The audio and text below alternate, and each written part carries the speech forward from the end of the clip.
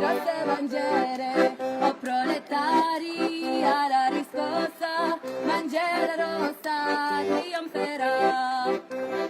Bandiera rossa deve trionfar, bandiera rossa deve trionfar, bandiera rossa deve trionfar, e viva il comunismo e la libertà, avanti il popolo alla riscossa, bandiera rossa, bandiera rossa. I think we probably might be as well getting the show on the road, because I don't think there's going to be a big drove coming in, and any comers who come will be drifting in ones and twos from here on. Just by way of explanation, I drew the short straw this week, and I'll be chairing the meeting. I'm Jimmy Kelly, and I'm a member of the Irish Labour Party, a member of the British Labour Party, and I'm a trade unionist in Dublin since I was in short trousers. I've been involved also with the evolution and development of the Workers' International Network. Tonight's meeting has a particular relevance in that over my personal lifestyle, and I'm sure a lot of our lifetime, and a lot of other comrades will have seen and heard the same arguments, that socialism with a human face is the type of thing that's desirable. And when you ask people what socialism with a human face is, they generally say, well, we don't want Russia, we don't want Stalinism, but Scandinavian type socialism is okay. Socialism, as they understand it, we would identify as modern social democracy. Social democracy itself is an expression that has changed over the years. Social democracy has existed in Denmark since the 1870s and has had public representation in parliament since the 1880s. Social democracy around the time of the Russian Revolution meant exactly that, a revolutionary organization, revolutionary ideas. And thanks to the distortion that developed under Stalinist Russia and under the sympathetic parties of Stalinism internationally, social democracy became interpreted, and correctly so, as a reformist type of capitalism rather than a reformist type of socialism. The main Labour parties, the social democratic parties of Europe in particular, that weren't members of the socialist family or the communist family, tended to adopt that title, and it became acceptable because they attempted to balance between capitalism and between socialism.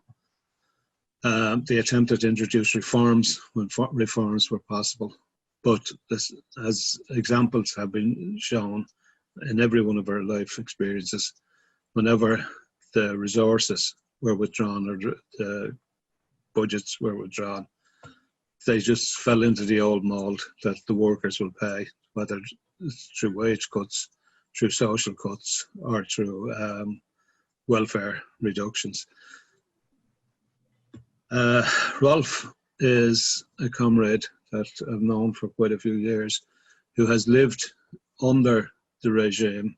And again, regime is probably too strong a word there because it has its own connotations. He's lived under a political and economic system that has seen social democratic governments in power for the vast majority of the history of modern Denmark. He has seen political systems develop industrially, socially, and economically the welfare of many, many people. But again, a system where when the chips were down, the social democratic parties have a sad history from the extreme where in World War II they actually collaborated in the government of the Nazis, And in the more recent time, where they have swung back and forward on policies of racism, including at one stage putting forward the idea that migrants coming into the country were not entitled to keep the possessions and they could be confiscated. Rolf is a socialist and a trade unionist. He's also a medical doctor.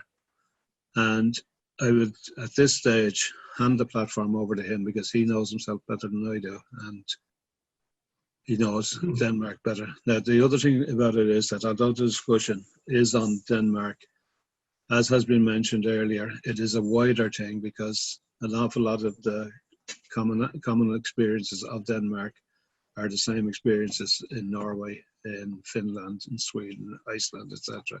So it's while we're speaking of or Denmark in particular, it's Scandinavia in general. So over to you, Rolf. Okay. Thank you very much. Thank you for. Can you see me, hear me? Yes. Okay. Thank you very much for the opportunity to speak on Denmark and Jimmy say, Denmark is used as an example of socialism, also in the present American election campaign. So I'm happy to tell the truth about the situation in Denmark.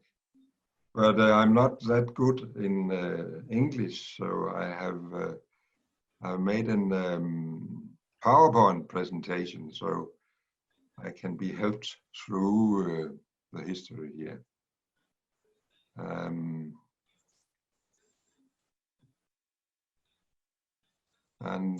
If everything is going as I wish, you should see a picture now.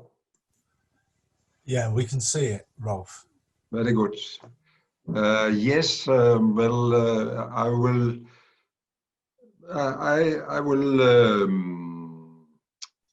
I will say something. The first 4 points: the nature of the Danish society, and I will tell about the history of the labor movement in Denmark, and then the ideology of the socialist parties. We have 3 of them in parliament, and then the present situation. What I intend to show is that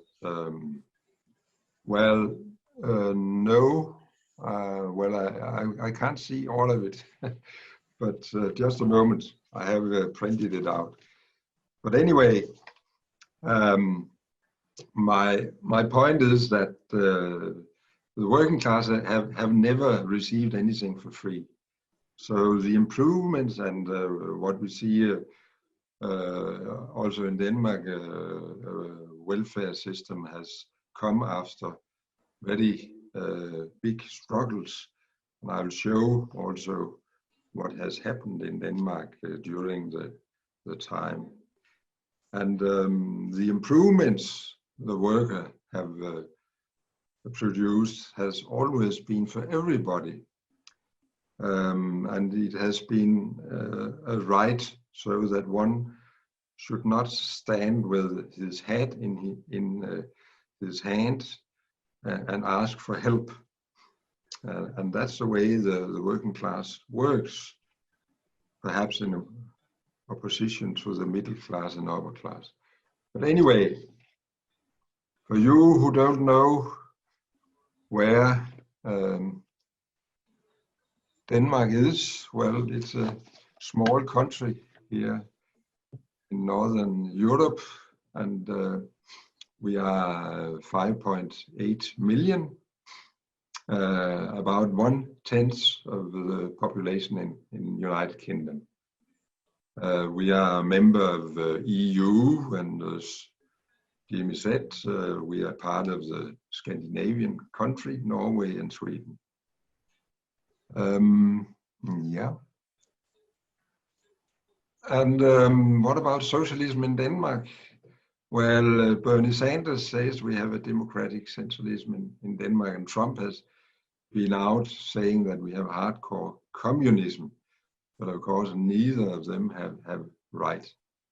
We have a bourgeois democracy, as Jimmy said, from 1848.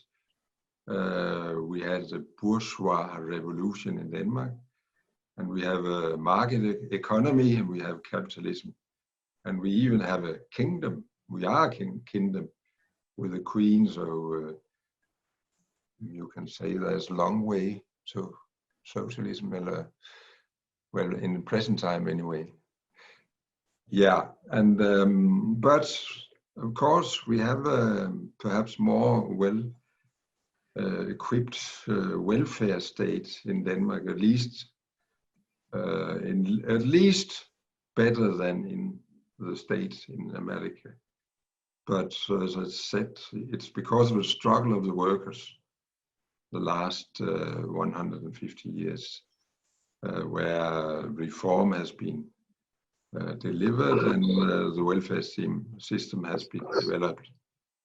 And of course, we, compared to other countries, we have lesser inequality. We have free for all healthcare system, elderly care, nearly free, and free education, and we have social security also. But as Jimmy also said, well, these advances, they are under hard attacks. Well, we have seen, especially after the financial crisis of 2008, we have seen cuts and also privatization of the welfare system. And well, they have not hit the workers hard, but the ones they have hit is the ones who can't go into struggle. It is the unemployed, the pensioners, the sick, disabled, and people on social security, and young people in education. And we are not different from any other capitalist country. We are a class society. 1% of the population own 1% richest own 25% of the world. Pardon? 1% of the own 25% of the wealth in Denmark. And we see increasing inequality. Well, the Gini coefficient has increased by 33% from 87 to 2017. And well, it's still low, I think, compared to other countries, but it's still increasing. And then we have the Corona crisis.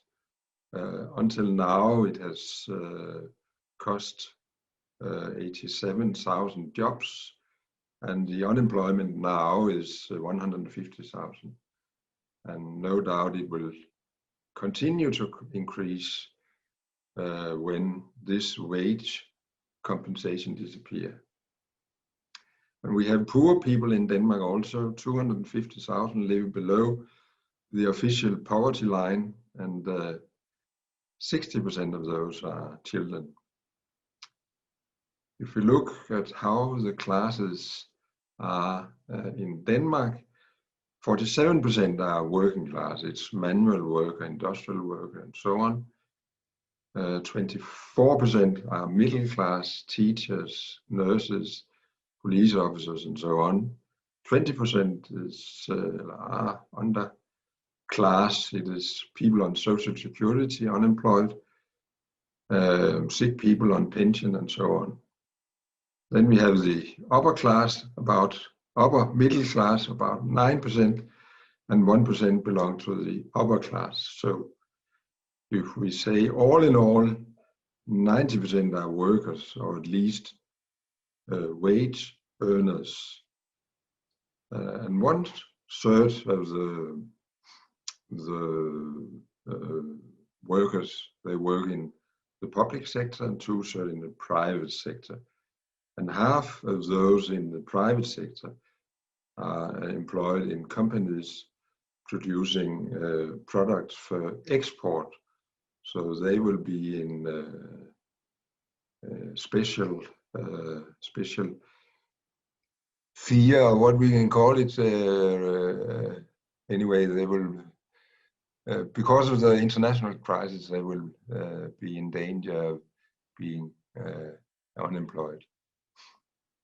Yeah, and then I will tell a little about the history of the working class, labor movement.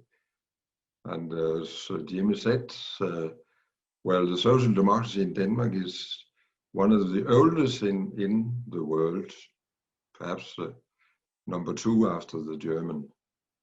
It was formed in 1971 by one person, Louis Pio. Well, he was originally a clerk in a post office, and he heard about the Paris Commune and began to publish a socialist newspaper called The Socialist. And at that time, industrialization was developing very rapidly, and the conditions for the working class were very poor. So quickly he gained very big support and had 3,000 subscribers.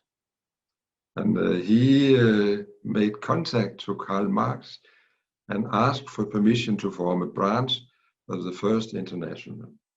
So in October 1971, the International Workers' Association of Denmark was formed. So you can see in the beginning anyway, it was an international movement. Later, this became the social democracy. And by the way, my deceased wife's great-grandfather was member of the International Workers' Association of Denmark. Just for your information, Birgitte. But, and you can see what happened very fast. The membership grew to 8,500, and half of the skilled workers in Copenhagen, and approximately 11% of the unskilled were members. Of course, this was a threat to the ruling class. So in 1972, Louis Pio and 2 other leaders were imprisoned for rebellion. They got 4 to 6 years of imprisonment. And because they were dying in the prison, and the ruling class didn't want them to be martyrs, they were released.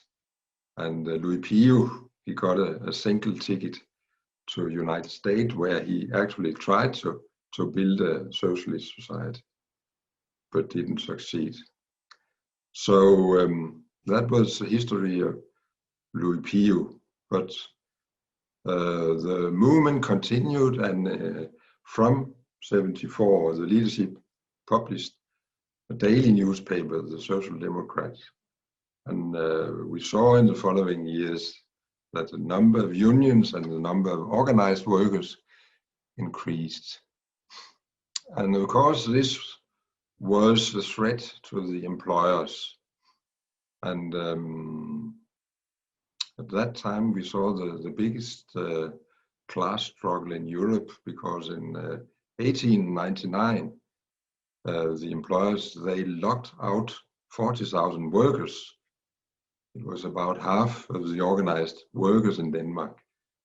So they were locked out and had no income, but survived anyway, because they were supported by the workers in work, and also workers internationally, and support from the rural population also.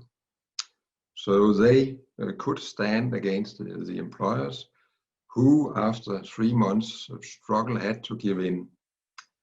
And a settlement was reached in which the employers recognized the unions as bargaining partners. And they also recognized that the workers had the right to be organized. This agreement became the basis for the future class collaboration. And perhaps you have heard about the Danish model. It is a collaboration between the unions and the employers' union. The picture shows the locked out workers, the unions. They organized a picnic to keep up the spirit. They went to a park in Copenhagen. Yeah, and then we have the situation after the First World War. Well, Denmark was not part of the World War I, but the economy was hit, and we had high unemployment and very low, a decrease in real wages of 17%. And this and the October Revolution gave the worker confidence, and we saw from 1918 to 20 strikes and large demonstrations demanding improvement. The leadership of the Danish social democracy and the trade unions, they made compromises with the employers. The employers were terrified of revolution, so in few days the working hours were reduced to 8 hours a day, and wages were sharply increased. And in the countryside we saw land reforms with transfer of land to farm workers.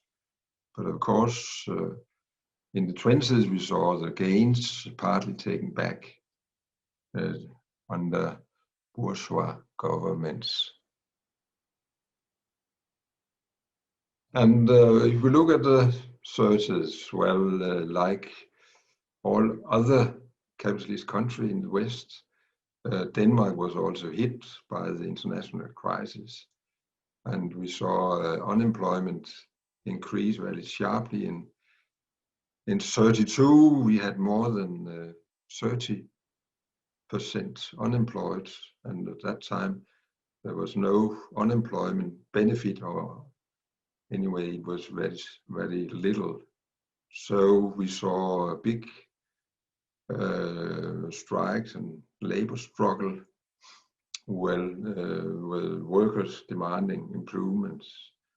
The Social Democracy was in government, supported by a bourgeois party, the radical left, and the leadership reached an agreement with the bourgeois parties in 33. The agreement meant that wage increases should stop. The strikes was banned, but you can say the workers got, the government initiated public investment and also social reforms, giving the workers the right to social benefits, but also pension for old people. And we consider this settlement for the start of the Danish welfare state. And if we go to the 40s, as Jimmy said, we were occupied by the Germans. And in the beginning, first 3 years, the Danish government collaborated with the Germans. But because of the resistance movement and also because of the workers going into strike and demonstration against the Germans, the government had to resign in 43. And we saw from 43 until the liberation in May 45 that we have had big strikes and large demonstrations against the Germans. The picture here is from Copenhagen in June 44, where the workers are building barricades. The strike in Copenhagen was for 1 week, and the German had to leave Copenhagen actually, but of course came back. Yeah, but the struggle was that was in particular led by the communists, and they gained big support. But after the liberation in May, we saw workers on strike and demonstration against price increases and unemployment. 100,000 demonstrated in front of Parliament in July 45. The communists got 250,000 votes in 45 election and had 60,000 members at that time. So in fact, they could have taken power by fighting for a socialist program. But they got orders from Moscow, so they refrained from this, and the communists entered into a coalition government with the Social Democrats and the bourgeois parties and went against the strikes actually.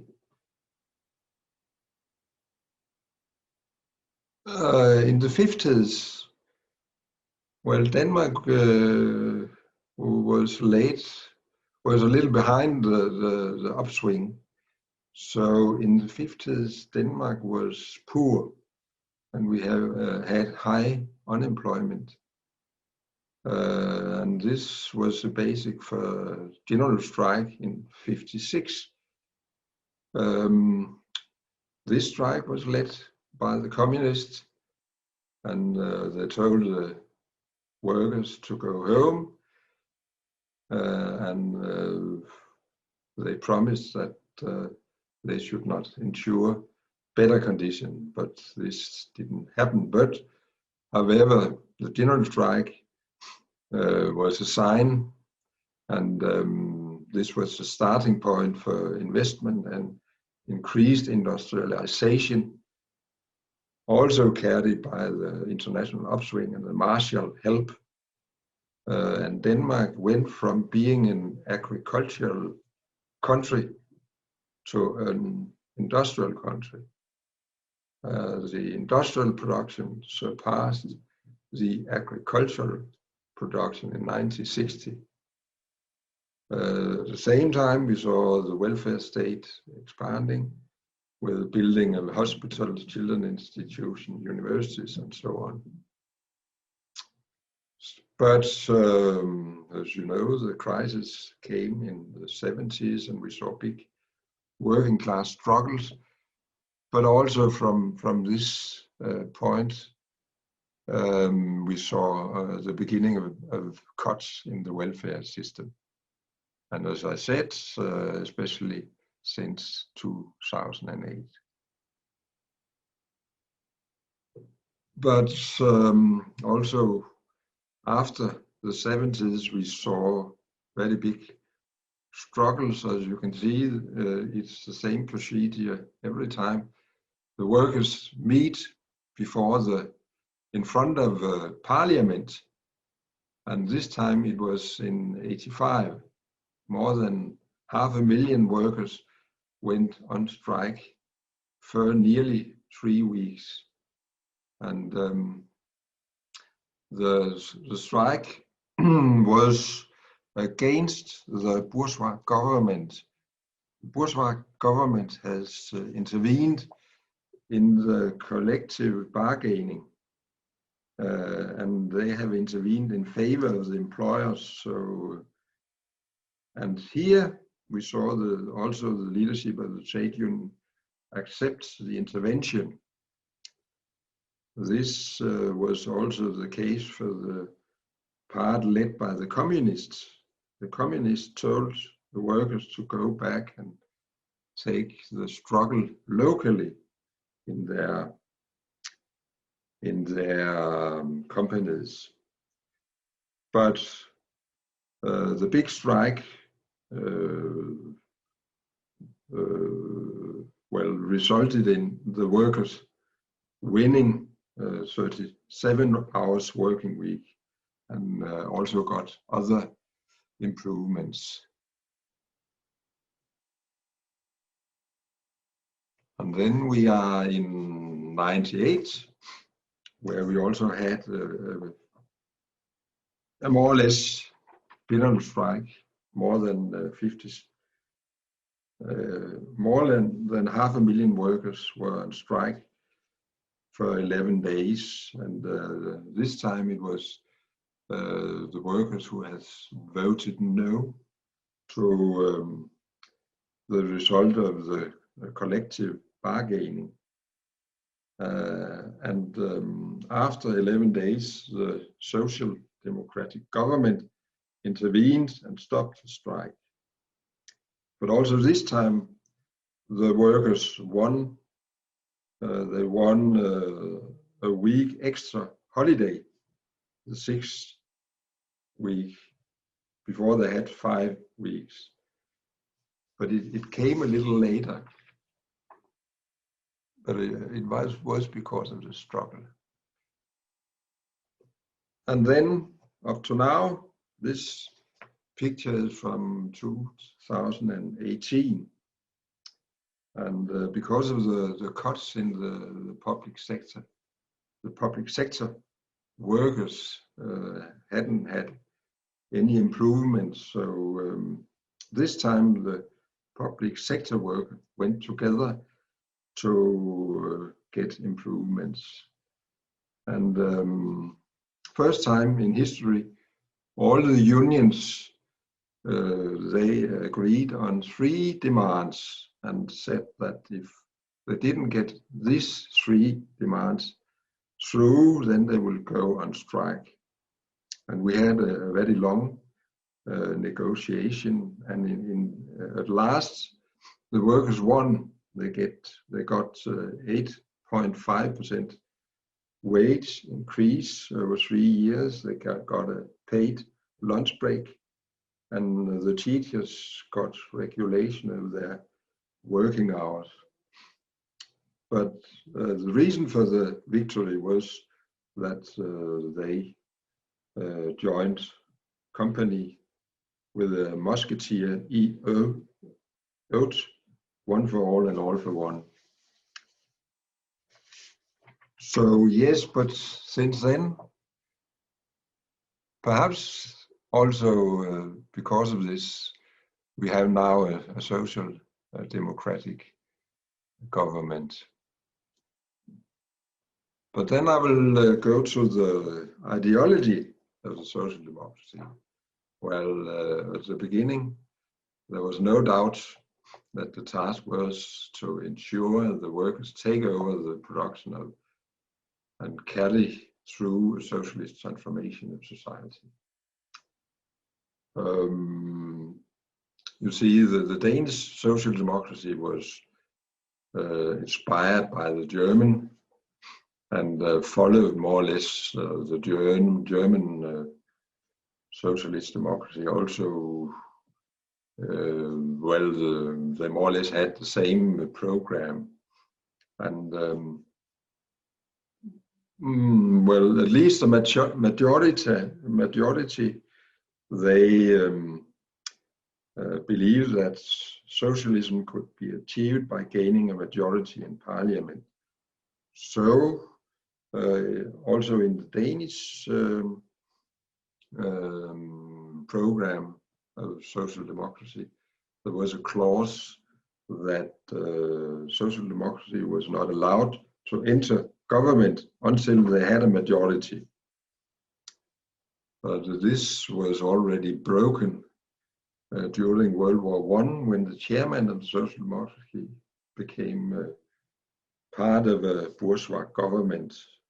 And in 1924, the social democracy formed a government with support from a bourgeois party, again the radical left. And if we look at the Communist Party, it was formed in 1920, and it was a group of syndicalists, and well, the young part of the social democracy, the young socialists, they left the social democracy, and other members also left the social democracy and became member of the Communist Party. But the Communist Party did not gain, well, it was actually the same in Germany. They actually did not gain much support in the 20s. And first in the 30s, they got elected to parliament, where they got 2 seats. As I told, they gained massive support during the war, World War II. But we saw in connection with the Hungary crisis and the failure of the general strike in '56 that the Communist Party split, and those who split from it, they formed the Socialist People's Party. And in '66, the Socialist People's Party and the Social Democracy gained a majority in the parliament and could have implemented a socialist transformation, but did not do so. The Socialist People's Party, they split, and the left wing formed a new party, the left socialists, who refused to support the social democratic government. And the left socialists, they are now part of the party called United List. And if we look at the social democracy, in the 30s, the leadership changed the social democracy from being a workers' party to be the whole People's Party. At that time, the party got about 40% of the votes. And if we look at the program, up until the end of the 80s, the social democracy in the program had what corresponds to clause 4 of the Labour Party, that the aim of the social democracy is to implement community ownership as the means of production under democratic leadership. This has been taken out, but it's still stated in the program that the goal is democratic socialism. But as you can imagine, it does not play a big role for the leadership of the social democracy. So what do we see in the socialist parties, at least in the parties in parliament? Well, the leadership of the social democracy, the Socialist People's Party and Unity List, they seem not to have any intention to abolish capitalism. They think they can control capitalism. And as you all know, this is not possible. And of course, all the crisis in the capitalist system has led to cutting back on the welfare state, and well, the workers have had to pay.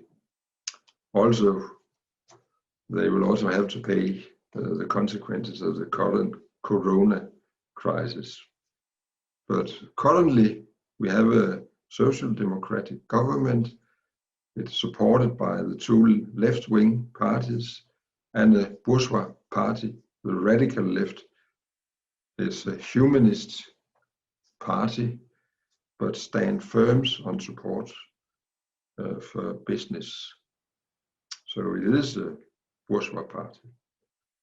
But the Social Democracy remained the largest workers' party with 36,000 members, It is rooted in the trade union movement, whose leadership is member of the social democracy. And in Denmark, 67% of the workers are organized in trade unions.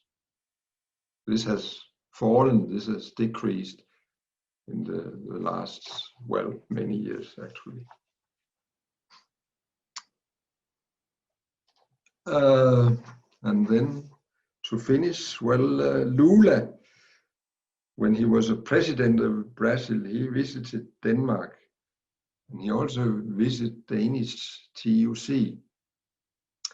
And after having seen the headquarters and hearing about the Danish labor movement, he asked the leaders, why on earth have you not taken power?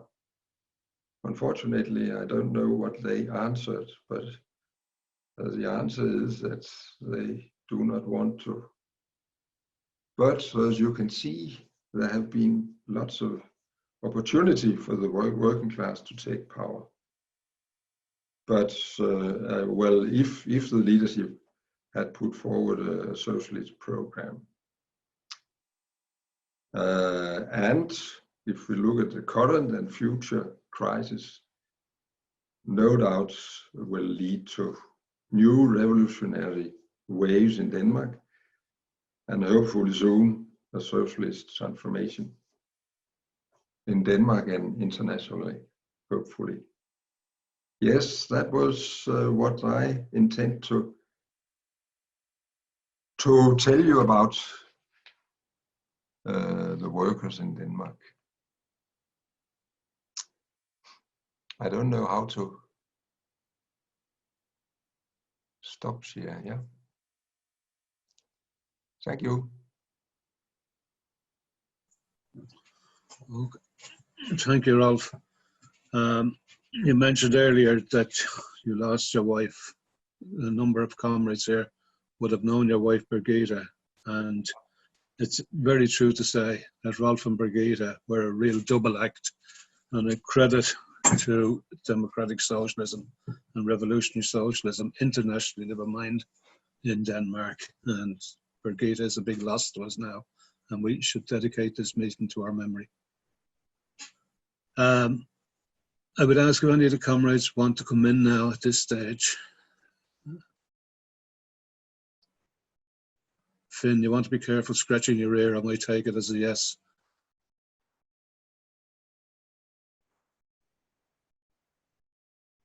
You can take the ear scratching then, Jimmy, as a yes. Yeah, okay. Fire away, Finn. Yeah, I think there was a tremendous contribution by Rolf, and he's explained the revolutionary traditions of the Danish workers in a way we didn't understand or know about previously. And I wonder would it be possible for Rolf to publish online the content of that contribution, particularly the slides that you used, that would be very informative. I think the issue in Denmark is the same as the issue everywhere. The failure of the workers' leaders to take power when the opportunities arise. But they were particularly acute in Denmark. And Lula from Brazil is quite correct. There were opportunities to take power and they should have been seized. I want to raise a question about social democracy in general. Now, Jimmy referred correctly at the beginning to the revolutionary traditions of social democracy. After all, Lenin was a social democrat. The Russian Social Democratic and Labour Party were social democrats for a period. Obviously, they split over the war question. But Luxembourg remained a social democrat. And the revolutionary traditions of social democracy need to be kept alive. And we shouldn't allow the right wing to proclaim themselves as social democrats and the rest of us as some variant of violent, undemocratic revolution, because that's the dichotomy they want to create. And that started principally after World War II, when the American CIA in particular, and the American Trade Union Federation came to Europe to make sure that the leftward drift in the trade unions was stopped. Part of that process was the sacking of the communist ministers in France, and there are many more examples across Europe at that time, not just in Europe, but also places like Iran, where the interventions were made. But in terms of social democracy, there is no socialism without democracy, and there's no democracy without socialism. The bourgeois democracy is when the capitalists and the bourgeois got the opportunity to vote. But socialist democracy, oh shit. Can you hear me, comrades? Yes, okay, then. Okay, I'll keep going then, because my screen has gone funny. So socialist democracy was when society was changed along socialist lines. So the true meaning of the word social democracy is a distinction between it and bourgeois democracy. So we shouldn't allow the right wing to take that term and proclaim themselves to be social democrats. We must always remind them of the revolutionary traditions. Now, in 1959, the German social democracy, as it became, abandoned its Marxist and revolutionary traditions. And there were three leaders in particular who were patronized at that time. Willy Brandt in Germany, Bruno Kreisky in Austria, and Olof Palme in Sweden were the main proclaimers of this new division, a false dichotomy in a way, this new division between social democracy, meaning them, and everybody else who was some variant of violent, undemocratic, Stalinist revolutionaries. So we need to argue all the time that somebody who says they're a social democrat, that means the true meaning of that term is the transformation of society along socialist lines. The meaning of the term hasn't changed, just the leaders have interpreted it differently. And I'll just finish with an example from Norway. The Norwegian Labour Party took a vote in 1919, the DNA were the initials of the party, took a vote and voted in favour of joining the Communist International. Now, lots of socialist parties across Europe had that discussion following the war, and many of them voted by majority to support the Bolshevik Revolution. But the Norwegian Social Democratic Party remained within the Communist International for 4 years. There were many revolutionary traditions in the countries Norway, Sweden, and Denmark. Rolf has explained that. But likewise in Sweden, there were revolutionary developments as well. There was a big strike in 1914, a major strike. The Social Democrats came to power on the basis of huge concessions and big victories for the workers. So when the agents of American imperialism talk about social democracy, meaning all these moderate pro-capitalist people, we must remind them also of the revolutionary traditions in the States, Norway, Sweden, and Denmark. So having said that, I want to thank Rolf again for a very informative and very enlightening contribution. Thank you, Rolf. Okay, comrades. Anybody else with the hands up?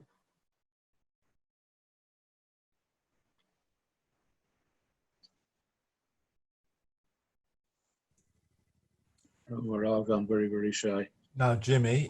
Jimmy, my hand is up. Jimmy, my hand is up. This is Cheryl. Okay, Cheryl, fire away. Okay, let me put my video. Hold on a second. Okay, all right. So, thank you very much, Rolf, for that presentation. My name is Cheryl, and can you hear me okay? I have my headphones on. Yeah, you're okay. Can you hear me? Carry on. Okay. Thank you very much.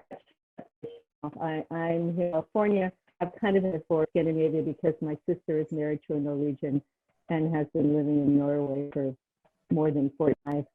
Even though my sister would not consider herself a socialist, she is definitely a leftist and is scathingly critical of all the illusions that Americans have about life in Norway. As I've had a lot of conversations with her about the myth versus the reality in terms of workers' rights, environment, and other things. So I think the main thing that I want to talk about and that I would like to ask you about has to do with, well, social democracy and the fact that we all know that without workers having their own independent movement at the beginning, the middle, and the end of a revolutionary process or any kind of organizing, it is doomed to fail. And we've seen so many examples of this in history. As long as they are tied one way or the other to the capitalists, to the bourgeoisie, and the state, we cannot win. So this is the problem with social democracy. I mean, in my opinion, it's why I was never a social democrat, even though I understand what other comrades are talking about, the need to remember the previous revolutionary traditions of social democracy. But so what I want to ask you about specifically, Rolf, in this regard is the fact that, so I know in Norway at least, and I'm assuming in Denmark as well, that the unions there for many years, I don't know when, but maybe it's because of the social democratic parties, they are big adherents to what I will call the team concept. That was how it was introduced here in the United States. It came from Japan at the time, but the idea that workers in management have, workers and the bosses have the same interests, and that we are on the same team, and that the unions therefore should collaborate with management rather than maintain their independence to make decisions. And so I know, and it's been an absolute disaster for the unions in this country, and I know other places in the world as well, and that you know, the workers, you know, making arrangements like, well, how many people should we lay off now? Because we have to have cuts because profits are down. So, I mean, I could give numerous examples of this when I worked in the public sector. I was an industrial electrician. I was president of my union, and the water utility that we worked for was absolutely furious with us because we were one of the few public sector unions that absolutely refused to participate in their trainings on this. They wanted the leadership of the union to go to a training on, you know, how we should learn to collaborate. All of this bullshit languaging, a whole new language to basically pretend that we had the same interests when in fact we do not. So, but I would like to hear more from you about the impact of this philosophy and this approach to the situation in Denmark. I mean, it's really so impressive. I mean, we could only dream in this country about having the opportunity or being in a situation to actually take power and saying, nah, we don't want it. You know?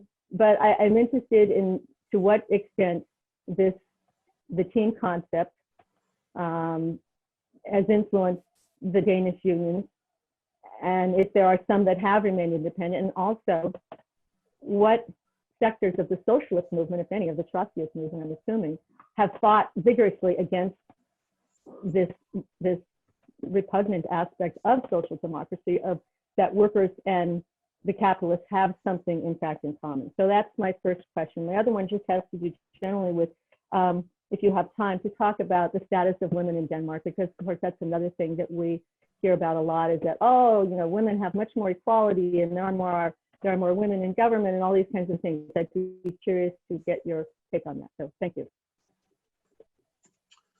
Okay, thank you, Cheryl. Next speaker is Timas. Hello.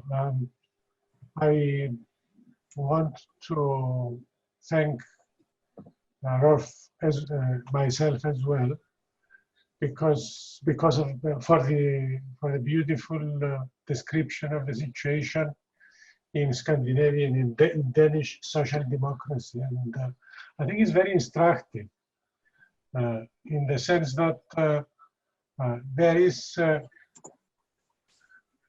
a situation where social democracy has held sway for a long time, but it's the workers really who managed to gain what they could gain. Social democracy is just trying to manage capitalism in a way that they don't really, they are not really capable of doing anymore. And I would like to put down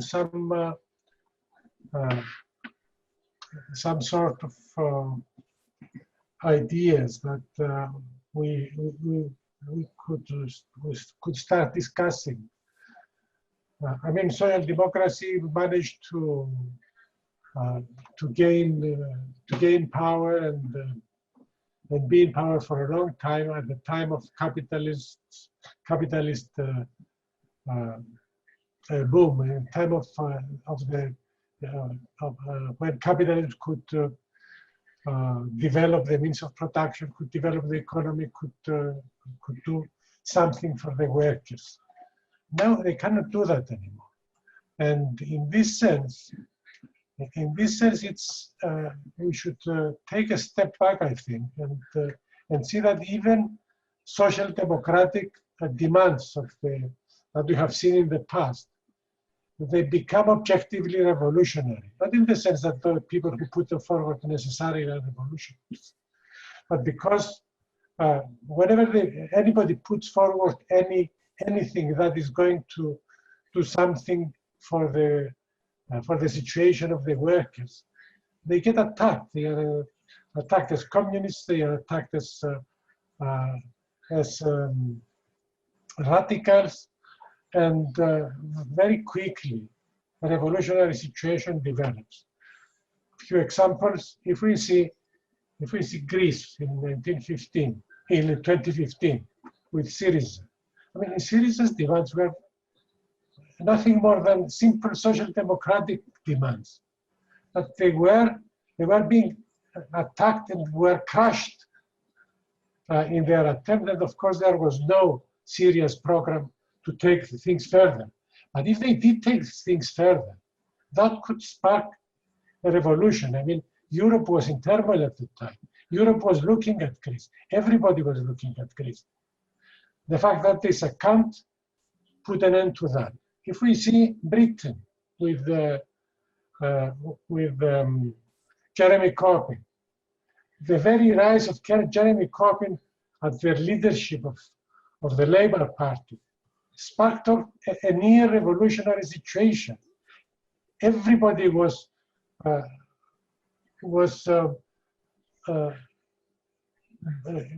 ganging up against him until they crushed him, until they managed to remove him.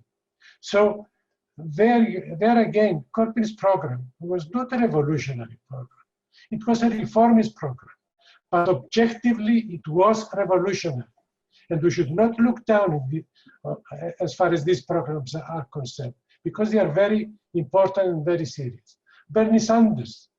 And Bernie Sanders is no revolutionary, is no Marxist. But again, when he came up with his program,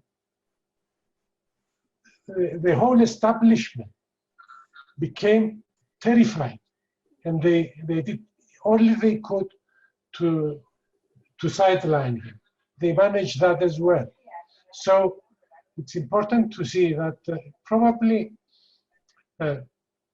what we could call a modest radicalism is one of the ideas that could fire the imagination of the masses. But of course, we have to be ready to take things a bit further than that. We have to be ready to manage the situation when it comes to a crunch.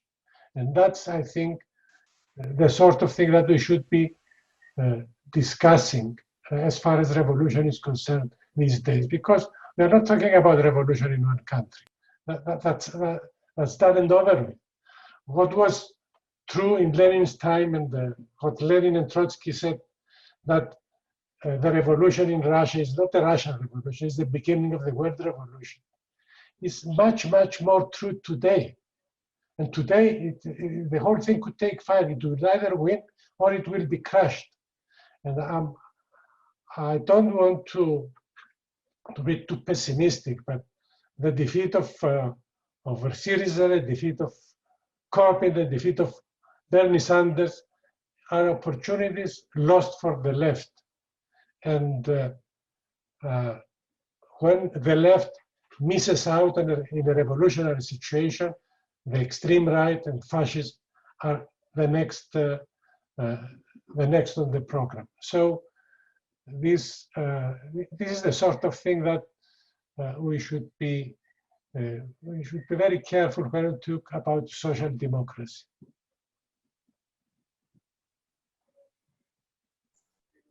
Okay, thank you, Themis.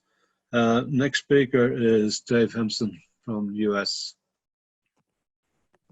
Rolf, thanks so much, for your presentation and for taking the effort to make a set of slides, which actually carried some really useful information and some pretty graphic stuff about struggle as well. I mean, all of that was, you know, made the presentation, you know, really useful and workable. And can I also, as others, you know, make a tribute to your work and to that of Birgitte's in terms of supporting, you know, the international workers' movement. In particular, you know, Birgitte gave quite extraordinary support to the comrades who were South African comrades in Denmark at that time, and you know, guided them, you know, towards us and help consolidate those comrades. All of that was tremendous work. There's some points I'd like to develop, and maybe you know, contribute possibly some questions to, you know, to look at.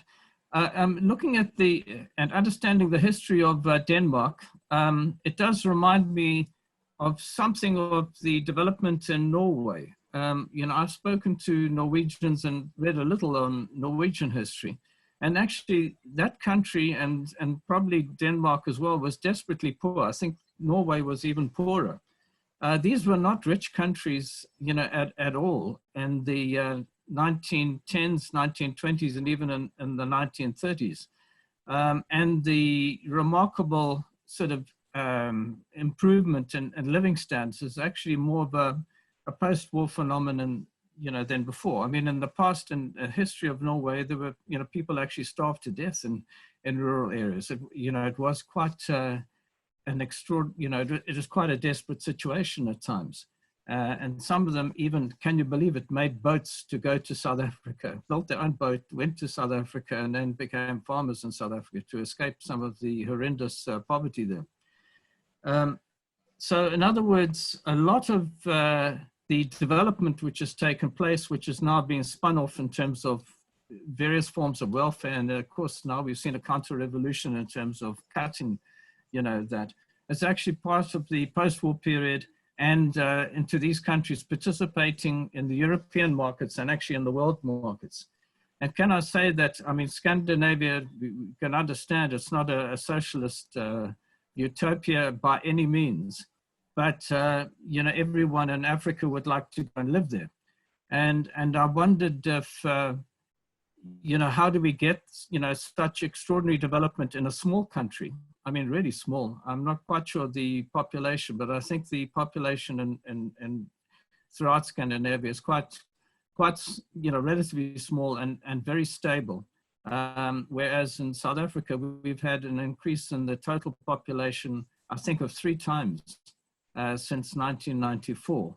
And you could imagine, you know, that alone has been a major, you know, issue, you know, in terms of jobs and actually social benefits. So in other words, you have a set of small countries which are totally dominated by, you know, the larger countries, particularly Germany, which breathes down their back.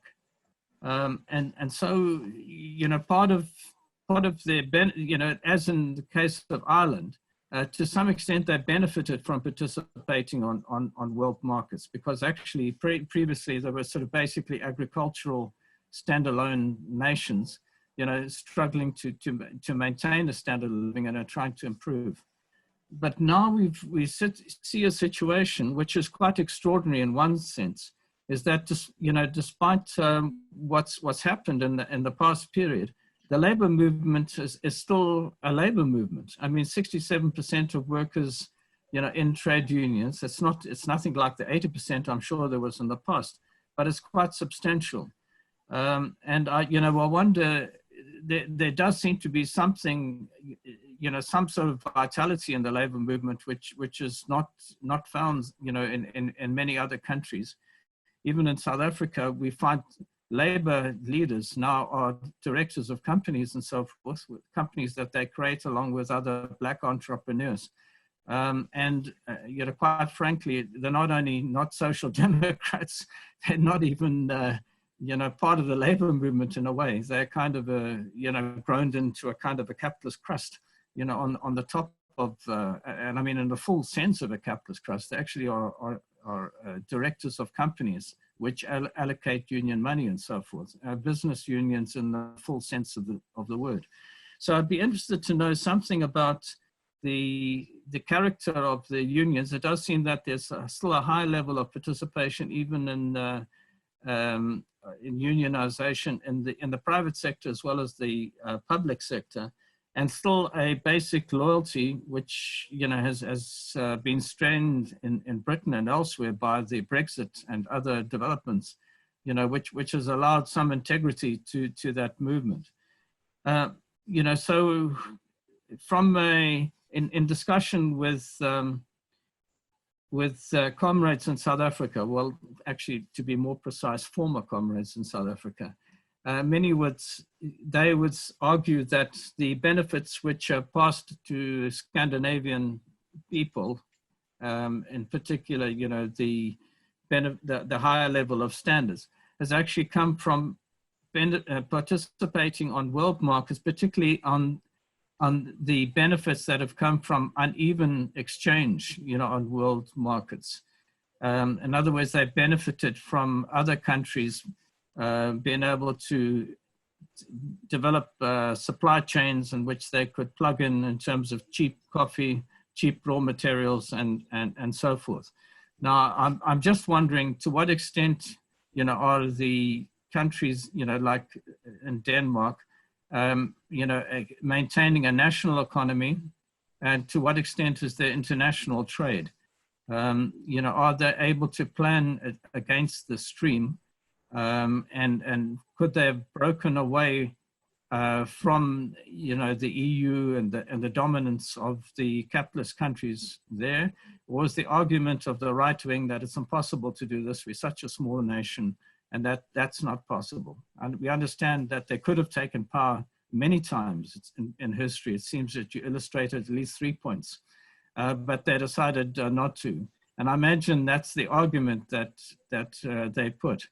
And we need to develop, how we would take an internationalist position. In other words, that we could start the process. We could never finish it in a way, because surely the capitalist countries would have completely dominated and eliminated, the break away from the capitalist class or the capitalist markets. But if it had become a continuous revolution, a permanent revolution in vitality, then all of that would have been possible. But thanks once again for your contribution. I really do appreciate it. Comrades, at this stage, the next speaker queued up is John Ryman. But I would ask other comrades if they wanted to ask any questions that they would like other speakers or Rolf to address later on. If they could either tip the questions to me, or if they wish to come in, just give me a hand signal. Over to you, John, now. Well, I'd like to thank Rolf for his presentation. And one thing that really comes clear in history as he presented it is how social democracy in Denmark, and I would argue, I think we would agree, is Denmark is not an exception, how social democracy sprang up as a movement of the working class itself that was integrally linked in with the struggle of thousands and millions of workers themselves, and through strikes and so on. And that's not just an issue of just abstract or historical, historical interest. We've had discussions, and Bernie Sanders labels himself as a social democrat. But if you look at his entire history and those of those similar to him, is not based on the struggle of the working class. It's based on the evolution of a particular wing of one of the two main capitalist parties in the United States. His whole history, and therefore what his basis is something that's fundamentally different from social democracy. And again, that's not just a question of semantics, because it then raises the question of how we relate to political figures like Bernie Sanders, whose history in reality is no different from that of a whole series of left liberals in the Democratic Party. It's just that the times are somewhat different. And for one thing, in that Stalinism is gone. Now, that's one point I'd like to make. The other is on a somewhat different issue. And you know, we're planning to leave California because of the disaster here, and we're talking about moving to Maine. And I was recently told on Facebook by a very nice person, probably somebody who considers himself to be a socialist. He said it in a nice way, but in effect, what he said was to stay the hell out of Maine because we've got too many people, environmental refugees, in effect, coming there already. And my point in raising that is that one thing that, as we know, we're going to be seeing millions and tens of millions of environmental as well as economic and political refugees flowing from one part of the world to another. We're already seeing it, and we're going to be seeing even more in the coming years. And one thing that social democracy has in common with Stalinism is the idea of essentially of socialism in one country, and flowing from that, building a movement on a national basis. And that is in the context now of what that article in The Guardian a couple of years ago called the demise of the nation state, where for one thing, you see the absolute domination of the globalization of the economy, and which is driving workers in one country into ever deeper competition with workers in another. And also we're seeing masses of refugees flowing from one part of the world to another. And if you don't have a movement that's very consciously and openly and systematically internationalist, and that seriously tries to organize on an international basis, and that does not become part of, you could say, the culture of the working class within that movement, then you're going to see inevitably arise what we are seeing arise, which is right-wing populist nationalist movements. And it's my understanding, and some of it openly racist, and also even outright fascist. And it's my understanding that something similar is developing in Denmark and in the Scandinavian countries as a whole. And I think that at least as much as all the economic questions, the rise of this right-wing nationalist and racist, and also, as I said, fascist movements throughout the world, including in Europe and the United States. Well, in the United States, we've never had much of a social democratic movement, so it's a bit of a different issue, but throughout Europe, the rise of those movements throughout Europe is at least as much of a condemnation of social democracy and its failures as are the economic failures. And I'd be interested in hearing Rolf's comments on that particular issue.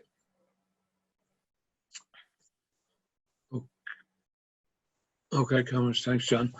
The next speaker listed here now is Roger Silverman. Oh, okay, Conrad. I just wanted to come in very briefly. The origin of the phrase social democracy was quite clear. It was the Marxists in Europe who said the revolutions of the French Revolution and the movements for democracy after that were fine because there were movements for political democracy. But political democracy is not enough. We need social democracy. In other words, we need to abolish the class distinctions, the property division. We need to have democracy in society, which means the common ownership of the means of production. And that was the original meaning. Now, I don't want to get into a discussion about exactly how we classify Bernie Sanders. Bernie Sanders is putting forward a program which is identical to what what is understood to be social democracy, for instance, in the Swedish or Danish model.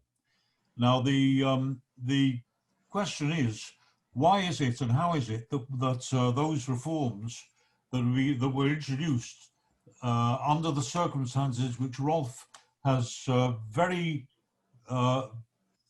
clearly and very graphically described, which show that these reforms were not granted as a matter of benevolence, because the way that Silas puts it forward is we should be benevolent. We should give a proper health service to the people. We should have free education. We should give these reforms. Look at the benevolence of the governments, Sweden and Denmark, and etc. But as Rolf has shown, they weren't a matter of benevolence at all. They were squeezed. They were forced. They were prized out of the hands of the ruling class because of the strength and militancy of the working class. We saw that really graphically shown by the pictures. Apart from the really illuminating talk given by Rolf, but the illustrations he provided showed again and again and again. It was a revelation to me, the huge power that was shown throughout the decades by the Danish working class. And I know that the same is true in of all those Scandinavian countries. As Finn has mentioned, the Norwegian Labour Party, which lock, stock and barrel didn't only just adopt the program of Lenin at the end of the First World War, but they actually affiliated en bloc to the Communist International.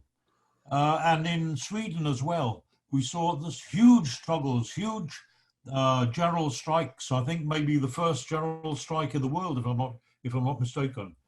But by the way, if anybody else has seen one of the best films I've ever seen in my life, was a film produced, I think, in about the 60s or the 70s, called Odalin 31. And it was about a local general strike, or rather a local strike that took place in a smallish town in Sweden called Odalin in 1931. And it was just an amazing film, and really, I can't recommend it highly enough. But but in the end, the government sent in, and there was a massacre. They fired on the march of the workers of that town, and it was that itself sparked off yet another general strike throughout Sweden, and it was that which directly brought in the Social Democratic government. And for decades, the Social Democrats held power because of that movement, that revolutionary movement of the Swedish working class. Another example, another country where we saw the big social democratic reforms was, of course, Britain in the 1945 Labour government, when we had the nationalisation of a number of basic industries, and we had the introduction of the NHS and various other quite major reforms. And there again, you could say it was the not just the strength of the working class, but the political weakness of the ruling class at that time. They were in a situation where there was a strong working class which was determined to put an end to the horrors of mass unemployment and a world war, and they were determined to introduce a new society. And the ruling class was terrified of revolution, as of course revolution was sweeping across the world. I mean, as again, Rolf has given clear examples in relation to Denmark, but of course there were so-called Popular Front governments in France, in Italy, and so on, where the Communist Party were brought into the government, and because of the betrayals by the Communist Party and by the workers' parties in all those cases, it didn't lead to revolution, but it led to big major reforms. And they came because the ruling class was terrified and also powerless, also impotent. They were, for instance, at the end of the First World War, there had been mutinies of troops because they had not been demobilized for maybe 1, 2, 3 years after the end of the First World War. And there were occupations and mutinies. At the end of the Second World War, the British ruling class was very, very quick to demobilize and disarm the soldiers because they could see the mood that was developing. There's a lot in the history. You know, Ted Grant used to give a lot of stories of that in relation to that episode. But all of those reforms came in because the ruling class did not have the political resources or the social reserves in order to stand in the way of reforms that were major reforms at the time. But again, just like in Sweden, just like in Norway and Denmark, so too in Britain, the Labour government at the time could have carried through a revolution peacefully. There would have been no resources, no reserves politically for the ruling class to resist revolutionary takeover by the working class. But now we see, I think Themos made a really brilliant insight into the situation where he says those kind of reforms now are, there is no question of the ruling class being able to concede or grant such reforms. Talk about a national health service in America. You know, the demand for a proper national health service in Britain is already too much for them. The idea of reclaiming the national health service from the privatization process is something which they, you know, the very demand for that and for similar kind of relatively trivial reforms when called for by Corbyn, as Themos has said, was reviled and vilified, and every kind of measure was taken, you know, would have been taken if there would have been no question of him becoming prime minister. Theresa May at one point, very telling moment, she leaned across the dispatch box in Parliament to Jeremy Corbyn and said, there is no way that we will ever allow you to become prime minister. And she was telling exactly the truth. That was what they were talking about. They wouldn't allow it. They managed to avoid it first by slanders and by the control of the press and all the rest of it. But there is no way that, I mean, we know what would have happened. Supposing Corbyn had won the election in 2017, which, by the way, he would have won if just 2,000 odd votes in a few strategic marginal constituencies had gone another way. And it was directly and explicitly due to the sabotage of the bureaucracy in the Labour Party machine that they prevented that by all means possible. They were terrified of a Corbyn victory. But we know that even if Corbyn had won a majority in Parliament, then you know, this question of the reselection of MPs was crucial. It was the life and death. It was the lifeblood question, if you like, because even if the Labour Party had won the election, even if they had a majority in Parliament, we know that 80 or 90% of the parliamentary Labour Party would have been waiting for the opportunity to pull the rug under the feet of the Corbyn government and brought him down. We know that would have happened. There's no way that Corbyn would have been allowed to carry through a programme even like the Attlee government in 1945. And that's why everything is building up for a clash. There is no way that can be avoided, a real struggle between the ruling class and the working class, because not just for more reforms, but even to cling on to the remnants, the relics of whatever reforms have been granted in the past. And there's one point, I mean, Themos talked about the right-wing governments. I mean, it's quite right. There is a, you know, it's a completely new situation, the kind of, brutal governments that have come to power all across Europe, of course, from America to India, and in most of the countries of Europe at the present time and so on, and including, by the way, the British Tory party, which is not the Tory party of the past. I mean, look at how eloquent it is that we now see every previous leader of the Tory party, Michael Howard even, John Major, Theresa May, as well as Blair, by the way, another Tory Prime Minister, that they've all denounced Johnson for this latest measure that he's taken in threatening to tear up an agreement that he signed only a few months ago with the EU. But I do think that these right-wing governments that have come in, they're really nasty, they're really vile, but I don't think that they're very strong, and I don't think they're very stable.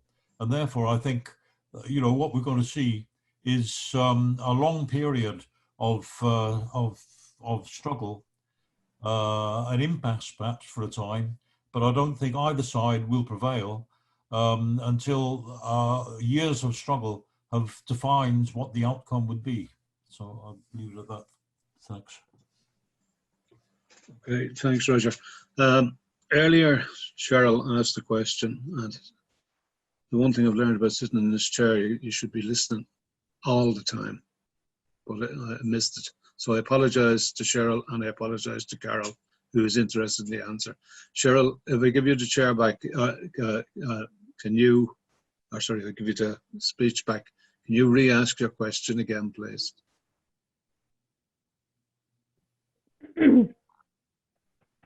Yeah, I wanted Ralph to address the reality on the ground of the status of women in Denmark. I'm certain that because they have more social benefits than we do in terms of education and childcare and things like that, that the status of women is better than in the United States. It has to be, but I would like more details on that in terms of everyday life, and also the difference between working class women and poor women and the upper class. So that's my question. Okay. Rolf, do you want to come back in directly on that question?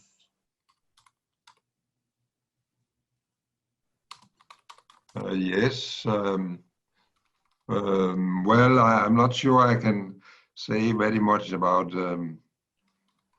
but Birgitte and I has written a paper on the Danish model, exactly about how the collaboration is between the unions and the employers. And in Denmark, it's more or less everywhere we see the collaboration, also in the state, where union people and employers meet and discussing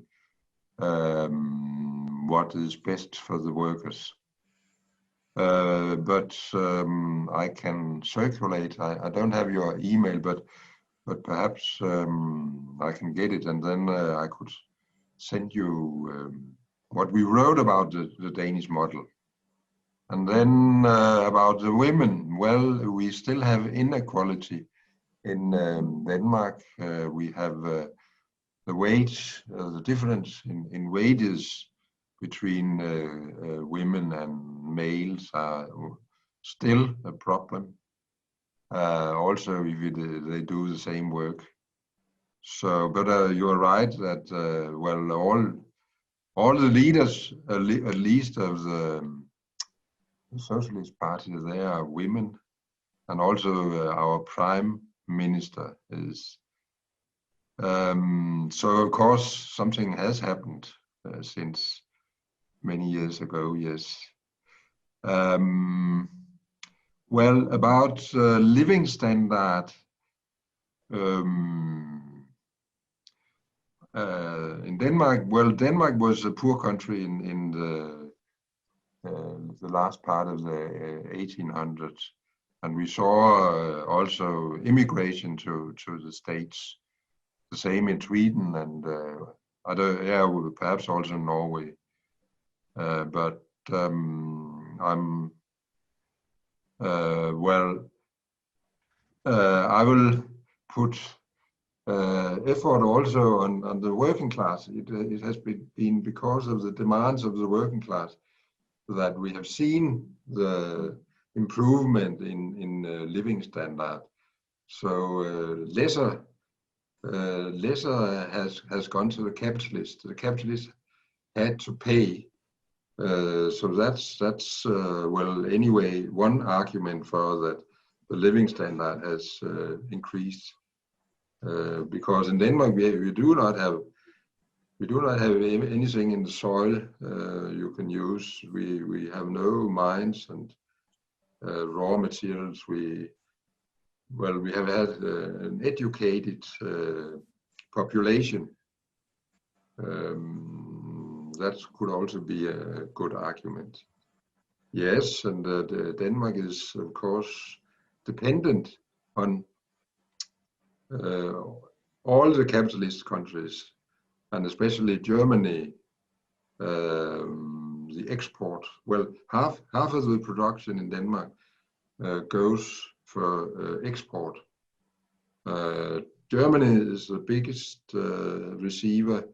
The USA is more or less the same.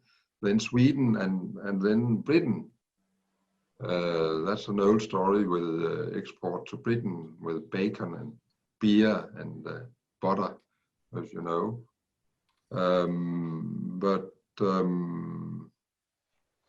So of course the Danish capitalists are dependent of the international. And then about the racist attitude of the social democracy. Well, John is right that the Danish social democracy has become very nationalist. Denmark before anybody else, and also has made restriction on immigration. This is because of competition with the populist party called Danish People's Party, and perhaps one of the reasons why the Danish People's Party went from 22% of the votes to 9% of the vote at the last election in 2019. But of course it is horrific to hear the social democratic leaders telling about the restriction of immigration, and not, for example, they do not want to take people from Lesbos, for example. So yes, but well, the background is of course that the working class experience competition from immigrants, and especially they experience competition from the former Eastern country. Eastern Europe, and it's a threat to their jobs, it's a threat to their wages and so on, because the immigrant and the workers from the Eastern European countries, they are much more cheaper for the employers, so the employers want to get them in. Well, I think, well, that was what I wrote down anyway. So, yeah. Okay, Rolf, I appreciate that. I have one more speaker, and that's Comrade Ed Bober. And the floor is yours now, Ed. Right. Well, thank you, Jimmy. Thank you, Rolf, very much for your introduction. I think, you know, when you were going through that history of the movement in Denmark, I was thinking about how we can respond to these people in the movement in Britain and other countries who say, oh yeah, you know, that's all right. There's a gradual road to getting a fair society. or you can all do it through the ballot box, just like in Scandinavia. We've got to say to them, yeah, you can do it to some extent through the ballot box, but you need to have 67% of your population in trade unions. You need to have workers who are brave enough to throw the Nazis out of Copenhagen. And incidentally, there's a question there. I would be really interested to know how, weren't there reprisals? Wasn't that almost a civil war situation? That's just a little question. It's an important part of history, but it's not the main theme. But we have to have the lessons from what Rolf has said is, if we want these kind of benefits and reforms that they have in Scandinavia, we have to have one general strike every decade over a period of 2 or 3 generations. That's what we need. And in other words, to sum it all up, it means you have to have almost a revolutionary movement bubbling underneath the surface, upon which social democratic leaders have, at least until now, been able to take the credit that they're achieving everything through gradualism and parliamentarianism, but it's because there is a revolution bubbling underneath the surface that they are able to do that. Now, with that in mind, I just wanted to respond to a little bit of what's been going on the chat in regard to what it seems some of the comrades in the USA are getting a bit exercised about trying to make sure that everyone recognizes that there's a difference between what the NHS is and what Bernie Sanders was offering or suggesting. And of course there is. But the point is this: the movement starts somewhere. At the beginning of the Labour movement in Britain, there were plenty of trade unions who were trying to work with the Liberal Party before the Labour Party became established.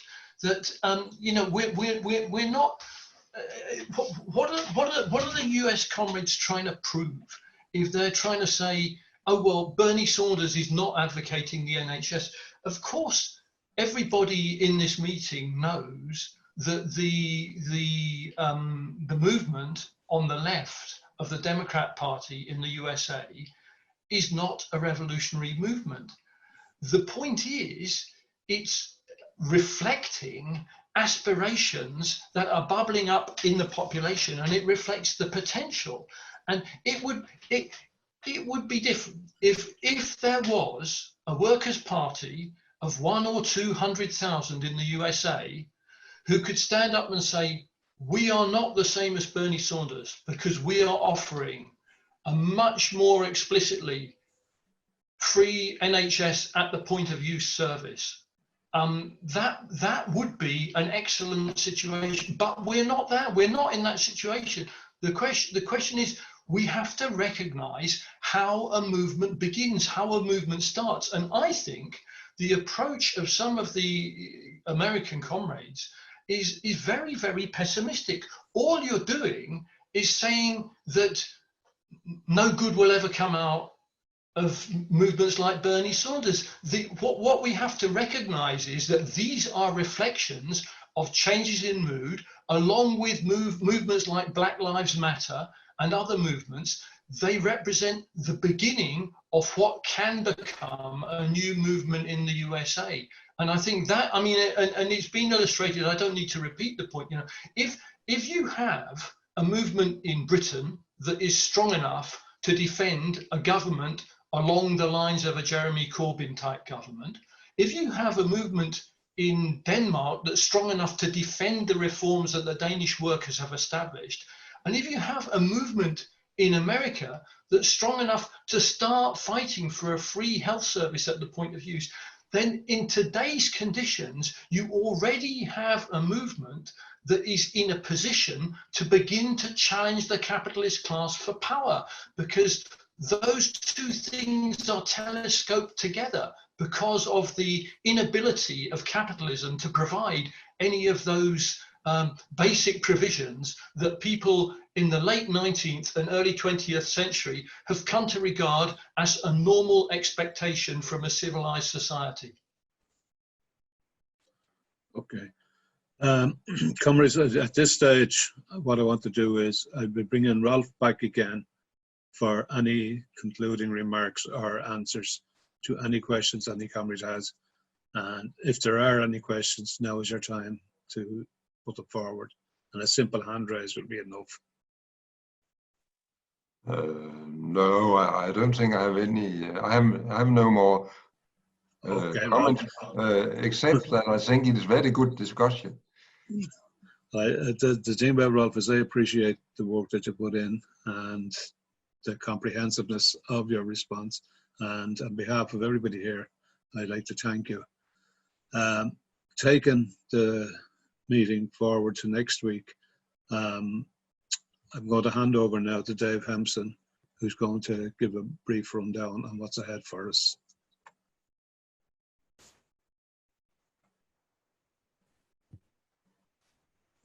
Yeah, thanks, Jimmy.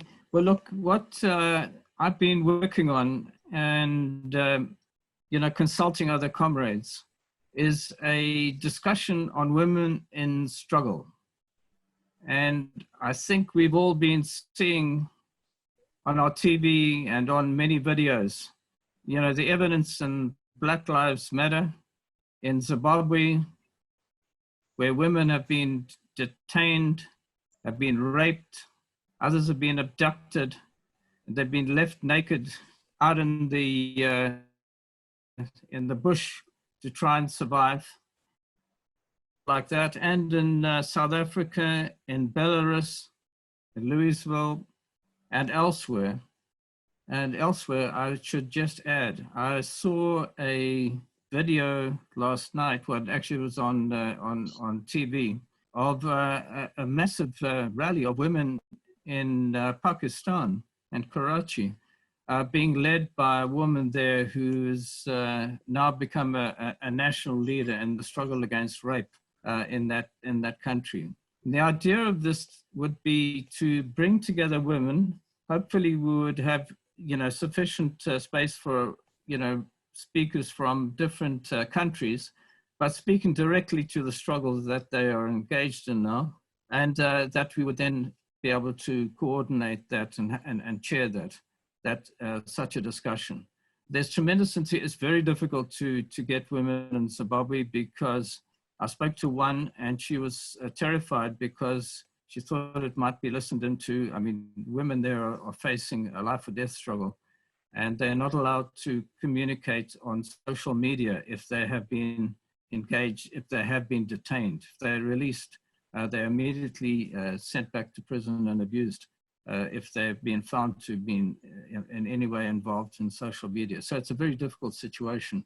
But at the same time, it's a very exciting development where we've seen not just small groups of women, but actually whole sections of women in Belarus and elsewhere, coming into march for democracy and for social justice. So I'm just discussing right now with Felicity Darling, and agreed now to chair that discussion. And we will be having that next Sunday at, I think, the same time as usual, which is the British 7 p.m. And I'm hoping to report that we'll have some really excellent speakers. Thanks. Comrades, normally at this stage I would be saying thanks to everybody, but there's a point that has appeared on the chats that Janet and Cheryl have questions about Ed's contribution. So what I'm going to do is ask if Janet or Cheryl want to come back just to clarify, and Ed can respond himself directly. So Cheryl, Janet, it's up to yourselves now. I would. John, are you there? Yeah, I'm here.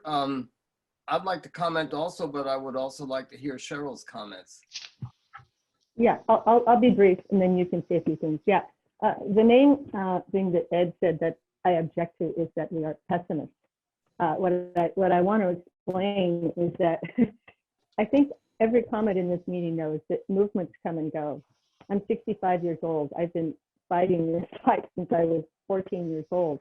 And I've learned that it's far wiser to be cautious rather than exuberantly optimistic and not see things as they are. But what I want to say is this, so I'm going to give you an example.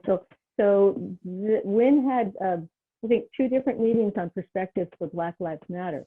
And in July, June and July, we were all extremely exuberant and inspired by the uprisings that were occurring around the world, as we should have been. However, we all know that as things happen, those have ebbed for the moment.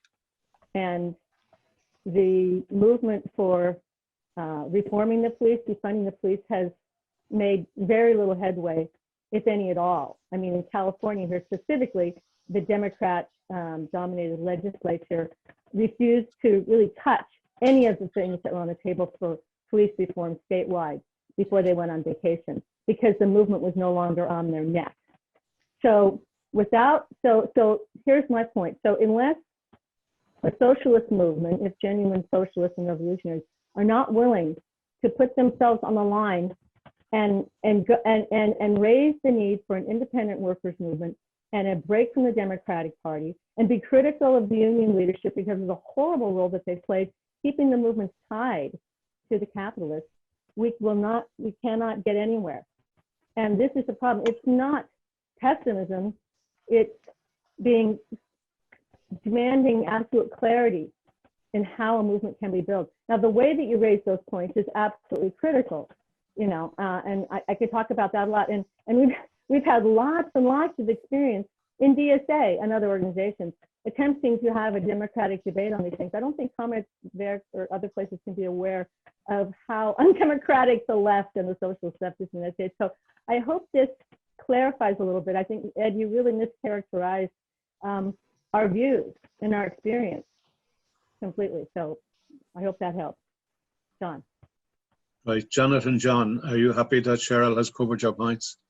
Well, there's a couple points in addition that I would like to cover. Right, can you do so briefly then, John, please? Oh, okay. So, I mean, one of the frustrations that I have with these discussions is you regularly hear comrades comment about the atmosphere, the mood that's developed that Bernie Sanders expresses, and so on and so forth.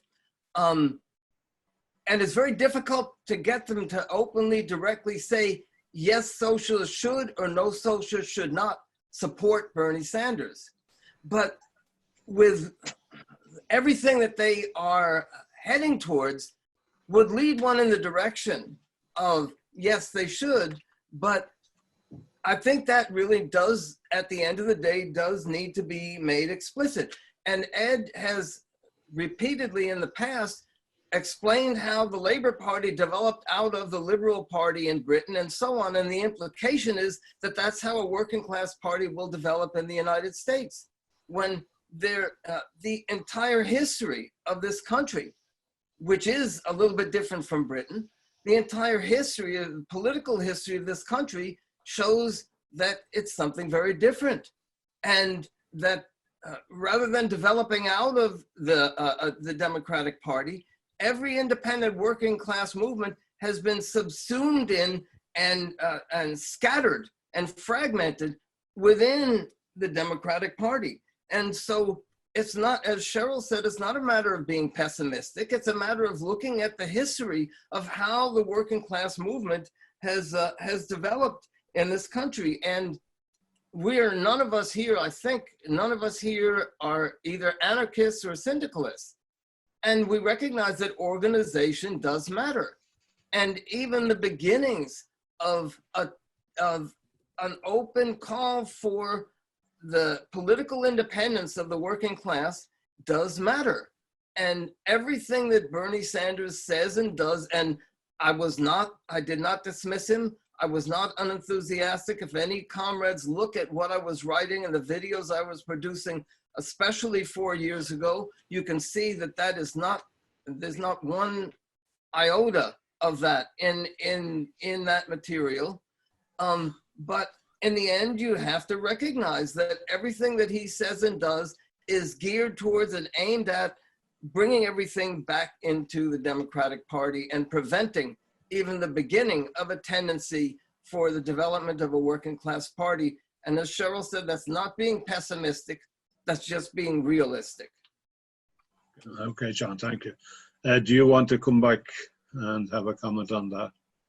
Well, in a way, I think this is opening up a discussion that can be continued another time. But because there's a lot, you know, I mean, Cheryl and John have made some important points, and there's a lot that can be discussed. But John says that socialists need to make a open call for political independent movement of the working class.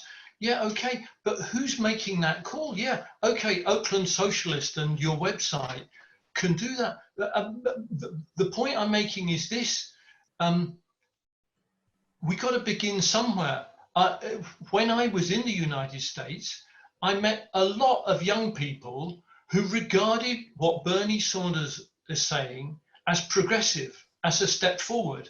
He was partly reflecting and partly expressing what people are beginning to think about. And I'll repeat the point I made. If we had a party of 200,000 or 300,000, then an open call for an independent movement of the working class would be, you could do it. At the moment, the situation that we're in is we have to have small discussions with small groups of people, and many of those people are looking to the Democrat Party, and we have to recognize that and be involved in those discussions, start from where we are, not from where we would like to be. You know, if comrades think that we can do more than that, please tell me how. Well, comrades, on that note, I'm going to more or less pull this meeting to an end. There is one point that I would make, and I would ask comrades to consider it. Nobody has yet, no woman on this earth has yet given birth to a fully formed socialist, and no man has fathered a fully formed socialist. Socialists are grown. They're grown out of experience. They're grown out of understanding. And they're grown out of example and sharing of ideas. And with that thought in mind, I would call the meeting to an end. Thank you, comrades. Sono I confini, rosse bandiere, o proletari alla riscossa, bandiera rossa, trionferà.